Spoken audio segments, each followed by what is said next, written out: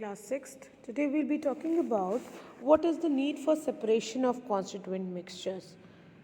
Suppose if I give you a combination of cereal like wheat, rice, pulses all together mixed up. Okay, so it is difficult for you if I say I want to cook rice, right?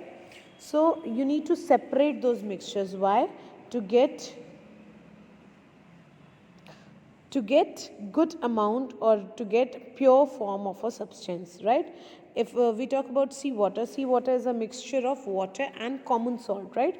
And common salt is what? It is very important in your food because it adds taste as well as nutrients in your food.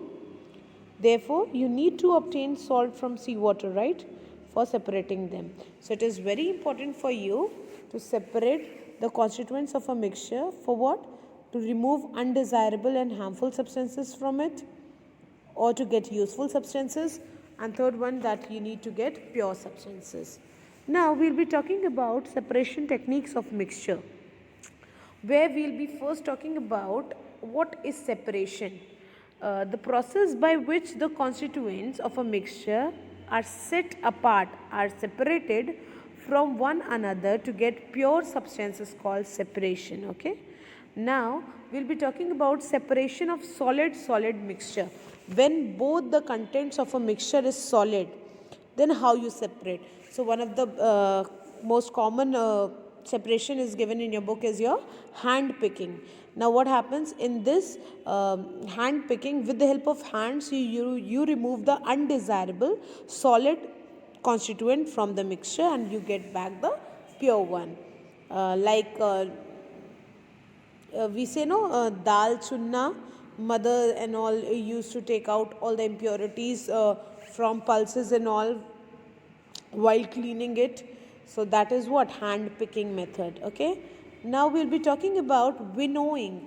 Winnowing is what? This method is used to separate light solid from heavier one. Okay, like when you talk about a mixture of rice and husk both come together, right? So what happens? Winnowing is a process, I told you, of separating light solid particles such as husk from heavier bodies. Okay, now the mixture is dropped slowly from a height. As you can see in the figure, it is dropped slowly from a height in the presence of wind. The heavy particles drop down almost vertically because of their weight, whereas the light particles are carried away by the wind to a distance.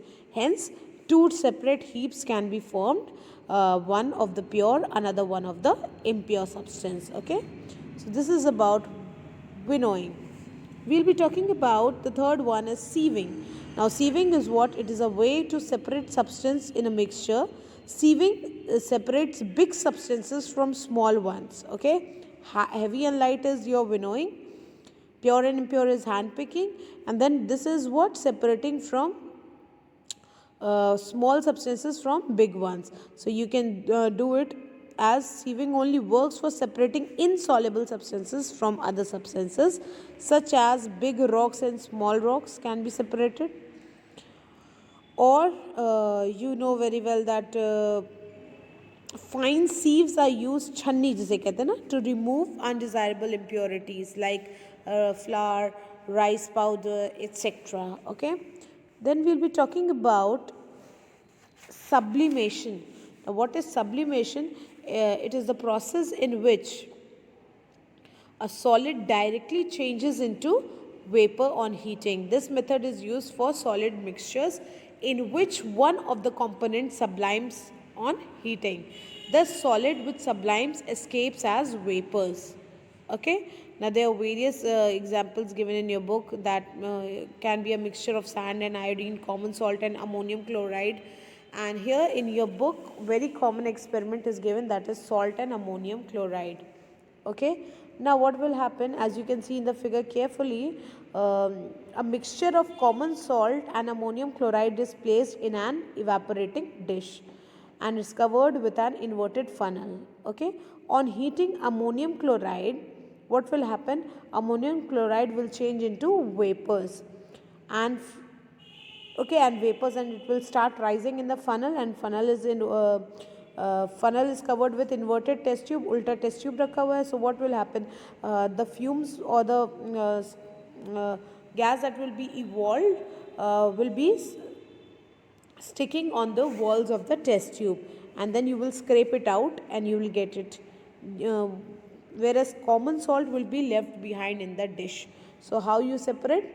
You have separated solid, uh, you got solid salt in the evaporating dish, and you got ammonium chloride in the funnel. Clear? Today we will be talking about magnetic separation. Okay, in this method what happens, you have a mixture of iron and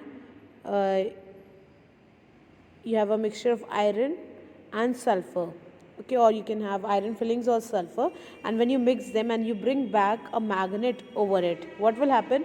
Iron will get attracted towards magnet, and as a result sulfur will be left behind. So this is a magnetic separation. Now we'll talk about solvent extraction method.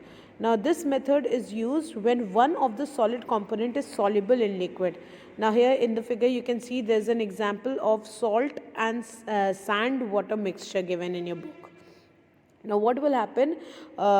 You have a beaker, okay, and you beaker with a mixture of sand and salt. You add water to it, okay, and you stir it. Now what will happen, after stirring it in the beaker, you can see this is a mixture of sand and salt, and then in a beaker, conical flask or anything, you can put a funnel with the filter paper, and you will start pouring out the mixture that you have already stirred. Okay? Now what will happen, the particles of sand will be bigger ones, so they will be collected in the filter paper, and rest the liquid part, that is water, will ooze down and will come into the conical flask. Now you know very well that salt is dissolved in water, so like this you get a clear solution of sand and salt. Okay, thank you for today, and in my next video we'll be talking about solid liquid mixture. Till then, study hard and study well. Thank you.